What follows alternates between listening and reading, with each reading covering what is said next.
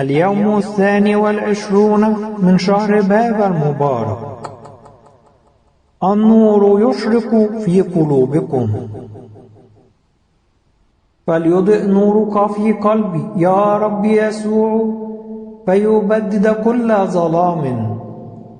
أصعدني على جبل قدسك، وأدخلني في سحابة المجد، وليضئ وجهك في قلبي ونور برك في حياتي وجسدي، فأستنير بك. أزل عني جهل الحكمة البشرية المملوءة غما، وأضئني ببساطة الروح. هبني إيمان حبة الخردل الذي يزيل جبال ورواسب العالم. أروِني من ينبوع حبك، وأخرجني من الظلمة إلى نورك. فلتعمل كلمتك الحية في قلبي، وتبدد جيوش الظلمة.